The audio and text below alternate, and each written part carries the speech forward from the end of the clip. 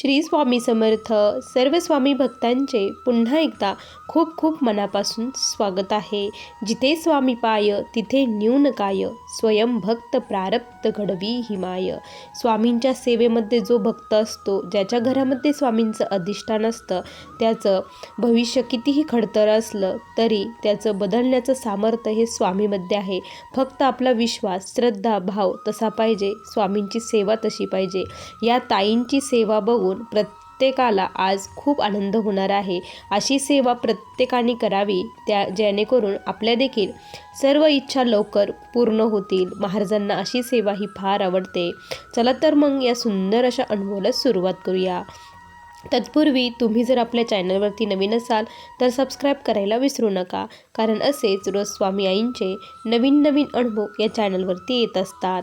आणि तुम्हाला आपल्या चॅनलवरती रात्री 9 वाजता लाईव्ह सेवा होते.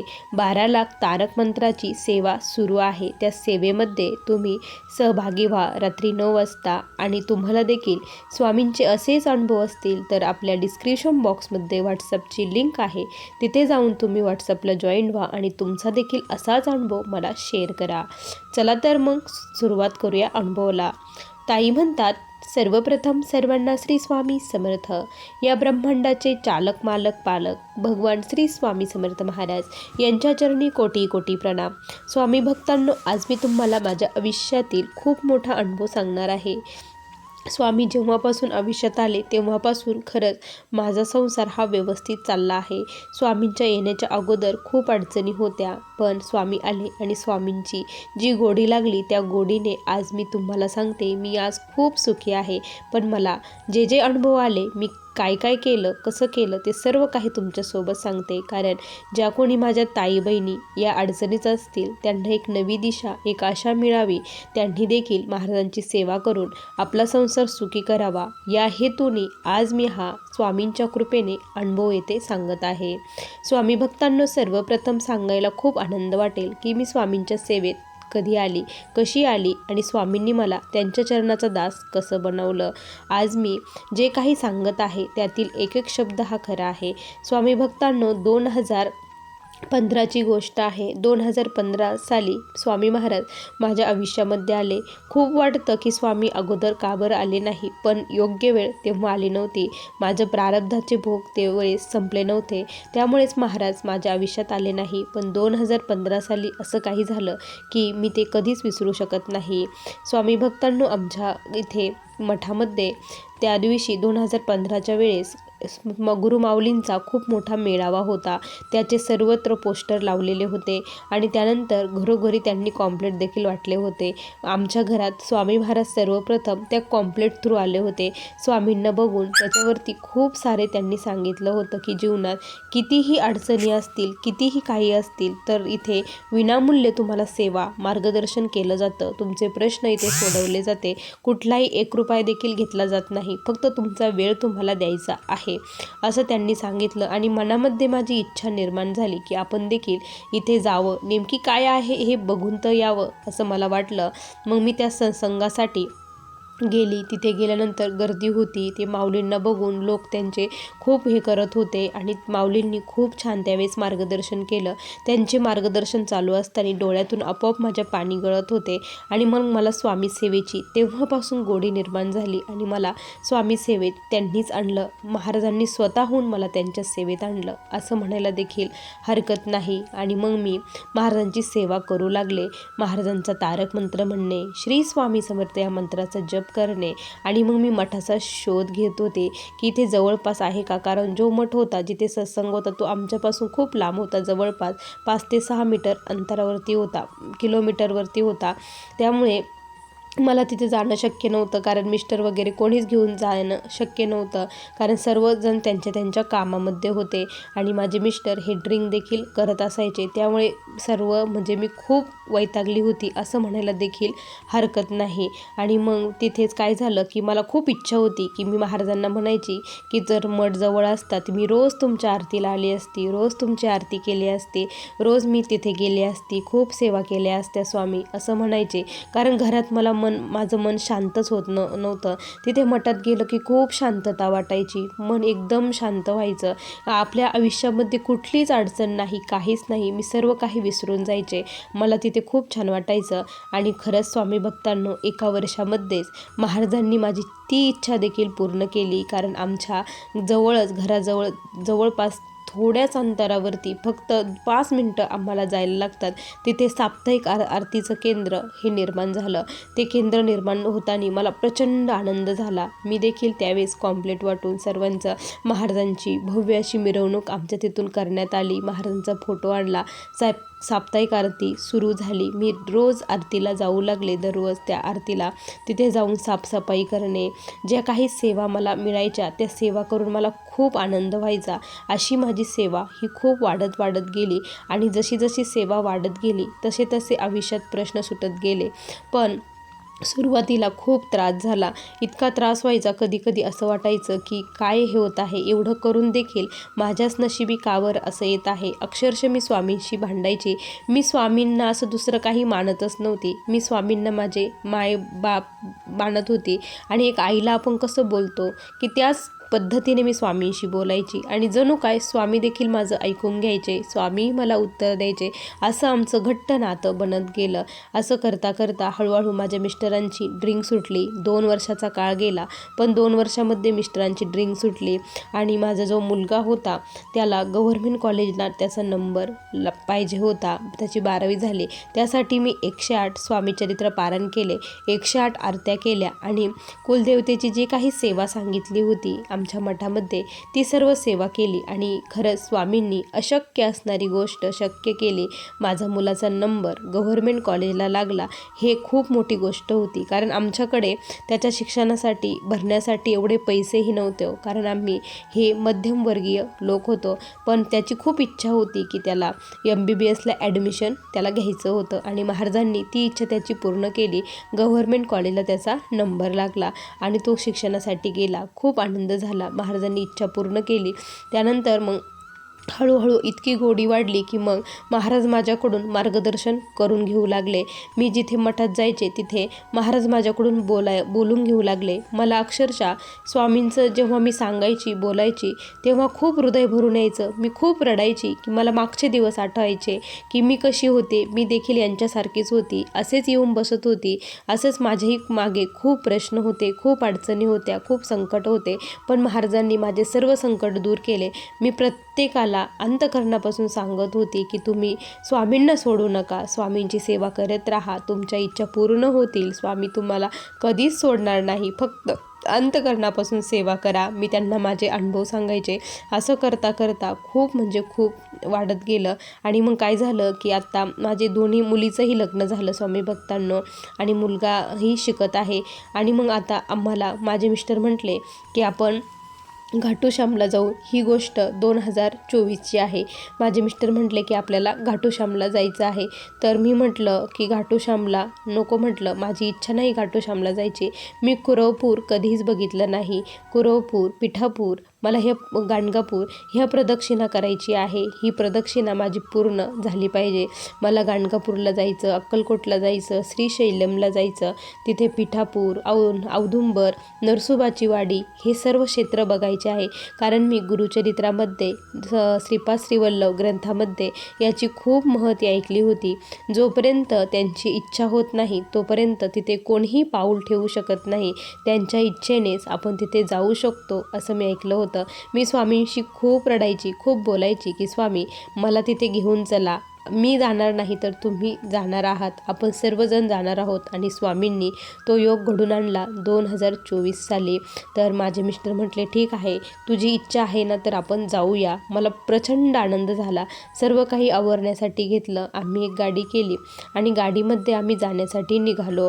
मग मी महाराजांचे जे काही माझे ग्रंथ वगैरे होते, जे आपल्याला नित्यसेवा करण्यासाठी लागणारे ते ग्रंथ सोबत घेतले, माळ घेतली आणि स्वामींची माझ्याकडे जी काही मूर्ती होती ती मूर्ती देखील मी घेतली. स्वामींना सोबत घेऊन मी चालले. म्हटलं आज आपल्याला हे तुम्ही घेऊन आम्हाला जात आहात, आम्ही जात नसून तुम्ही आम्हाला घेऊन जात आहात असं स्वामींना सांगितलं. आणि मग मी स्वामींशी खूप बोलायची गाडीमध्येही. अक्षरशः मला ते ड्रायव्हर देखील बघून म्हणायचे की म्हणजे ह्या काय बोलतात की कसं, पण मी कुणाकडेच लक्ष देत नसायची. मी माझे स्वामी आणि मी कुणामध्ये जास्त मिक्सही होत नव्हती. माझे मिस्टर ते पुढे बसायचे आणि मी एकटीच गाडीमध्ये मागं बसून स्वामींशी माझ्या गप्पा चालू असायच्या. स्वामी कसं वाटतं, हे बघा ते बघा असं चालू असायचं. आणि मग मी स्वामींना म्हणायची की जिथे चांगलं असेल, जी चांगली जागा असेल, जिथे चांगलं जेवायला असेल त्या ठिकाणी आपल्याला थांबायचं आहे, तुम्हीच ते निवडा असं म्हणायचे. आणि खरंच स्वामी अशाच ठिकाणी निवडायचे की जिथे काहीतरी दत्तगुरूंचं असेल किंवा श्रीपाद श्री वल्लभांचं असेल, नृसिंह सरस्वतींचा फोटो असायचा, महाराजांचा फोटो असायचा, तिथे काहीतरी असं पॉझिटिव्ह एनर्जी असायची. अशाच ठिकाणी आम्ही थांबत गेलो आणि तिथेही जेवणं करत गेलो. त्यानंतर काय झालं की आम्ही तुळजापूरला सर्वप्रथम गेलो. तुळजापूरला गेलो, तिथे देवीचे दर्शन वगैरे झाले. त्यानंतर आम्ही अक्कलकोटला गेलो. अक्कलकोटला गेल्यानंतर खूप म्हणजे असं खूप छान वाटत होतं की महाराजांच्या तिथून जावंच वाटत नसायचं की महाराज महाराज, अंतःकरणातून शब्द येत होते महाराज महाराज असं वाटायचं. श्री स्वामी समर्थ, श्री स्वामी समर्थ असे मी म्हणत होती. आणि हातामध्ये मूर्ती होती. मूर्ती घेऊन मी तिथे पुढे गेली. खूप इच्छा होती की महाराजांचा अभिषेक वगैरे सर्व काही माझ्याकडून तिथे व्हावं. आणि मी जेव्हा दर्शनाला गेले त्यावेळेस त्या पुजाऱ्यांनी काय केलं की माझ्याकडून ती मूर्ती घेतली आणि ती स्वामींच्या ती जी आहे समाधी आहे तिथे वटवृक्षाखाली डायरेक्ट त्याला लावून त्यांनी मला ती मूर्ती पुन्हा रिटर्न दिली. मला खूप आनंद झाला. मग त्यानंतर त्या मूर्तीवरती तिथे अभिषेक व्हावा अशी माझी खूप इच्छा होती. पण तिथे कोणी मला असं दिसतच नव्हतं की तिथे अभिषेक वगैरे करेल. तर मग मी अशीच मूर्ती घेऊन तिथे बसलेली होती. तर एक ताई आल्या की म्हणजे त्यांच्यात ते बोलत होते की चला आपण आता बाळाप्पाच्या मठामध्ये तिथे जाऊया आणि तिथे दर्शन घेऊन आपण चोळाप्पाच्या मठात जाऊ, तिथं अभिषेक केला जातो. असं जेव्हा शब्द माझ्या कानावरती पडले त्यावेळेस मी मिस्टरांना म्हटले प्लीज काही करून आपल्याला चोळाप्पा महाराजांच्या मठामध्ये जायचं आहे, चला चला. मिस्टरांना खूप आग्रह केला. मिस्टर नाहीच म्हणत होते, पण माझ्या इच्छेसाठी ते म्हटले ठीक आहे आपण लगेच दर्शन घेऊन मागे येऊ. तिथे गेल्यानंतर महाराजांची माझ्या एकच मनात इच्छा की स्वामी तिथे अभिषेक झाला पाहिजे, यांना बुद्धी द्या, हे थांबायची, तिथे थांबू द्या असं मी स्वामींना बोलत होती. तिथे गेलो, स्वामींचं दर्शन घेतलं समाधीचं. त्यानंतर त्यांच्या ज्या वस्तू होत्या, ज्या पादुका होत्या, त्यानंतर स्वामींनी वापरलेले ते वस्त्र, त्यानंतर ती टोपी, ते त्रिशूळ, ते सर्व काही बघितलं. ते बघून खूप छान वाटत होतं. तिथे इतकी पॉझिटिव्ह एनर्जी होती ना, ती एनर्जी मी कधीच हे करू शकत नाही. त्यानंतर त्यांनी जी महाराजांनी घातलेली टोपी होती ना, ती टोपी आमच्या डोक्यावरती ठेवली. त्यावेळेसही खूप छान वाटलं. आणि मग तिथे अभिषेक हे अभिषेक सुरू होते. मग मी म्हटलं मिस्टरांना की आपण करून जाऊया अभिषेक, माझी खूप इच्छा आहे. तर ते म्हटले तुझी जशी इच्छा तसं कर म्हणे, आम्ही बाहेर थांबतो असं म्हटले. आता पुढे गर्दीही खूप होती. म्हटलं हे खूप चिडचिड करतील, मला तर भीतीही वाटत होती, हे खूप रागवतील. पण मग मी तरी पण हे थांबलेच. म्हटलं अशी वेळ पुन्हा येणार नाही. थोड्या वेळ थांबले. मग माझा नंबर आला. तिथे मग मी त्यांना म्हटलं की मला ह्या मूर्तीवर देखील अभिषेक करायचा आहे. तर त्यांनी इतका सुंदर अभिषेक तिथे करून घेतला. महाराजांच्या मूर्तीवरती अभिषेक झाला.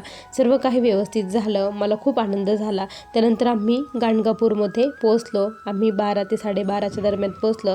नेमकं आरतीची वेळ होती. आरतीला तिथे पोचलो. त्यानंतर मधुगिरी तिथे मागितली. स्वामी माझ्या एका हातात आणि स्वामीची मूर्ती मी सोडलीच नाही.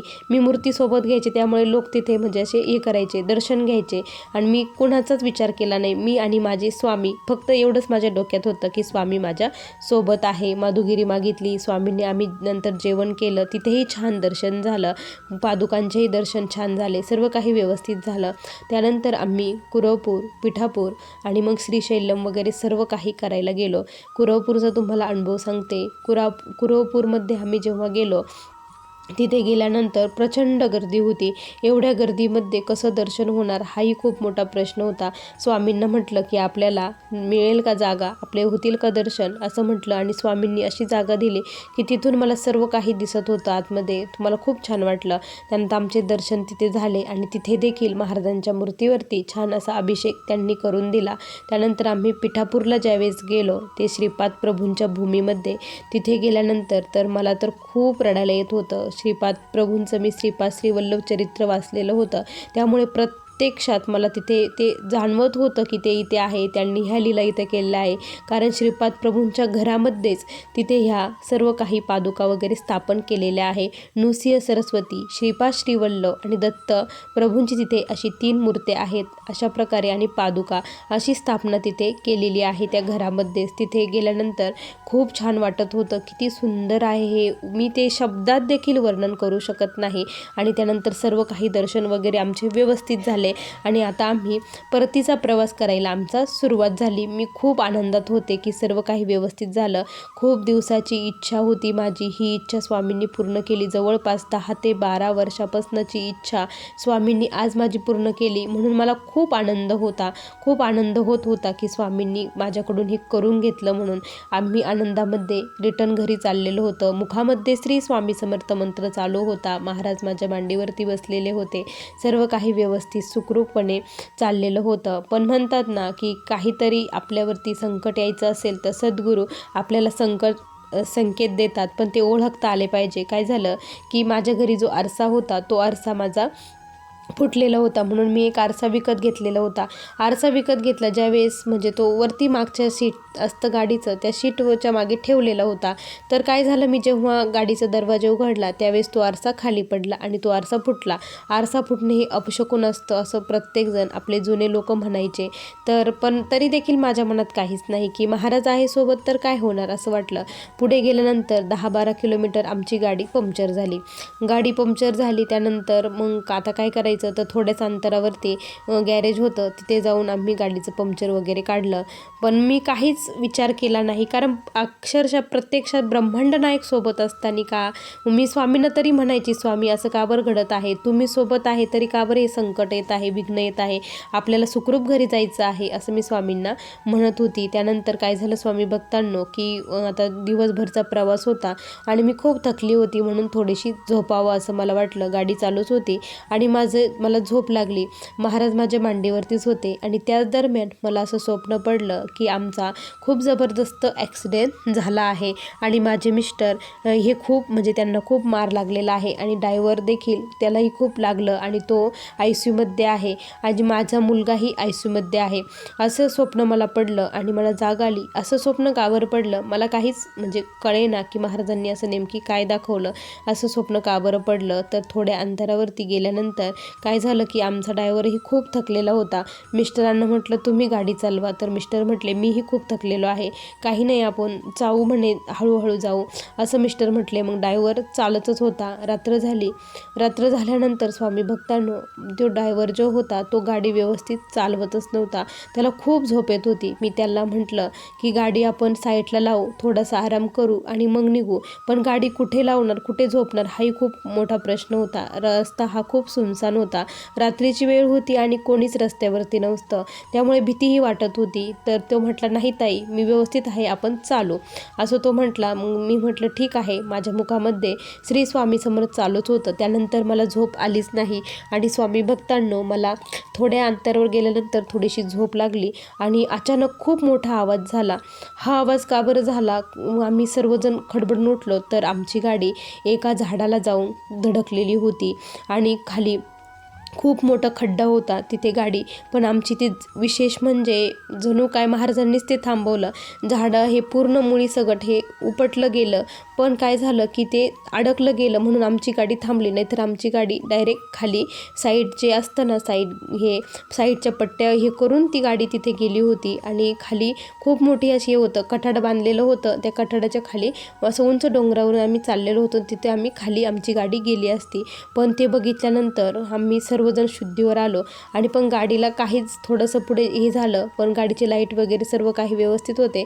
आणि मग त्यानंतर आम्ही सर्वजण शुद्धीवर आलो. स्वामी स्वामींना म्हटलं ही तुम्ही वाचवलं म्हटलं, आणि मग मला ते स्वप्न कळू लागलं की स्वामींनी असं स्वप्न का बरं दाखवलं. पण प्रत्यक्षात स्वामी बसलेले होते म्हणून स्वामींनी ते वाचवलं आणि आम्हाला त्यानंतर सुखरूप घरी घेऊन आलो.